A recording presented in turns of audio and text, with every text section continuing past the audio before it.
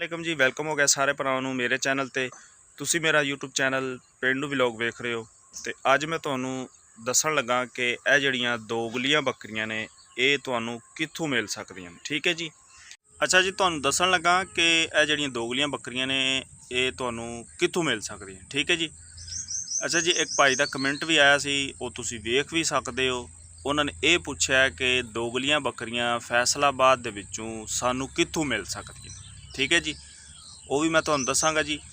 ਅੱਛਾ ਜੀ, ਸਭ ਤੋਂ ਪਹਿਲੇ ਨੰਬਰ ਤੇ ਤੁਸੀਂ ਅਗਰ ਤੇ ਬੈਠੇ ਹੋ ਸ਼ਹਿਰ ਦੇ ਵਿੱਚ, ਫਿਰ ਸ਼ਹਿਰ ਦੀ ਜਿਹੜੀ ਮੰਡੀ ਹੈ ਨਾ ਉੱਥੋਂ ਜਾ ਕੇ ਤੁਸੀਂ ਇਹ ਬੱਕਰੀਆਂ ਵੇਖ ਕੇ ਲੈ ਸਕਦੇ ਹੋ, ਬਸ਼ਰਤ ਕਿ ਬੱਕਰੀਆਂ ਬਿਮਾਰ ਨਾ ਹੋਣ। ਠੀਕ ਹੈ, ਬਹੁਤੀਆਂ ਕਮਜ਼ੋਰ ਨਾ ਹੋਣ ਤੇ ਇਹਨਾਂ ਨੂੰ ਕੋਈ ਚੱਕਰੀ ਦੀ ਬਿਮਾਰੀ ਨਾ ਹੋਵੇ। ਠੀਕ ਹੈ, ਮੋਸ਼ਨ ਵਗੈਰਾ ਨਾ ਲੱਗੇ ਹੋਣ। ਠੀਕ ਹੈ।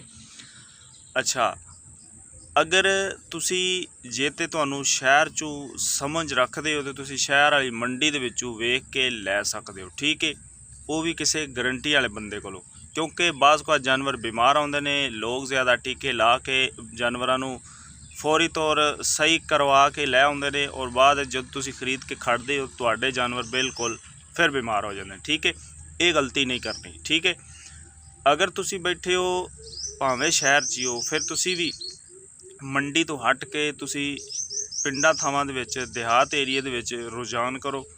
ਉੱਥੋਂ ਕਿਸੇ ਤਲਕ ਵਾਲੇ ਬੰਦੇ ਨੂੰ ਪੁੱਛ ਕੇ ਉੱਥੋਂ ਤੁਸੀਂ ਜਾਨਵਰ ਖਰੀਦ ਲਓ, ਉਹ ਤੁਹਾਨੂੰ ਬਿਲਕੁਲ ਠੀਕ ਮਿਲਣਗੇ। ਠੀਕ ਹੈ, ਕਿਉਂਕਿ ਪਿੰਡਾਂ ਥਾਵਾਂ ਦੇ ਵਿੱਚ ਜਾਨਵਰ ਜ਼ਿਆਦਾਤਰ ਠੀਕ ਹੁੰਦੇ ਨੇ ਔਰ ਇੱਕ ਤੁਹਾਨੂੰ ਜਾਨਵਰ ਸਸਤਾ ਵੀ ਮਿਲ ਜਾਂਦਾ, ਕਿਉਂਕਿ ਜ਼ਰੂਰਤਮੰਦ ਲੋਕ ਜਿਹੜੇ ਨੇ ਉਹ ਸੇਲ ਕਰ ਦਿੰਦੇ ਨੇ। ਠੀਕ ਹੈ, ਮੰਡੀ ਦੇ ਵਿੱਚ ਜ਼ਿਆਦਾਤਰ ਆਉਂਦੇ ਨੇ ਵਪਾਰੀ, ਤੇ ਅਗਰ ਤੁਸੀਂ ਦਿਹਾਤ ਦੇ ਵਿੱਚ ਫਿਰ ਕੇ ਵੇਖੋਗੇ ਉਹ ਤੁਹਾਨੂੰ ਡਾਇਰੈਕਟ ਜਾਨਵਰ ਜਿਹੜਾ ਮਾਲਕ ਹੈ ਉਹਦੇ ਕੋਲੋਂ ਮਿਲਣਗੇ ਔਰ ਉੱਥੋਂ ਤੁਹਾਨੂੰ ਜਿਹੜੀ ਵੀ ਗੱਲ ਹਕੀਕਤ ਉਹ ਦੱਸੇਗਾ ਜਾਨਵਰ ਦੇ ਬਾਰੇ ਉਹ ਬਿਲਕੁਲ ਸਹੀ ਹੋਏਗੀ। ਠੀਕ ਹੈ ਜੀ।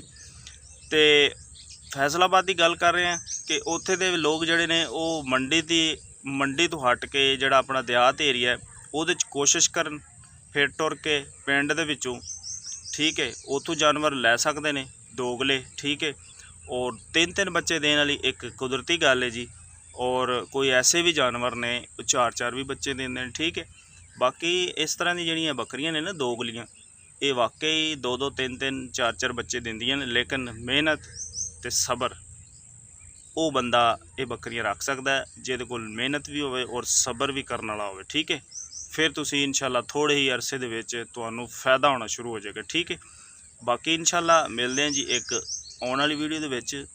ਅੱਲਾ ਹਾਫਿਜ਼।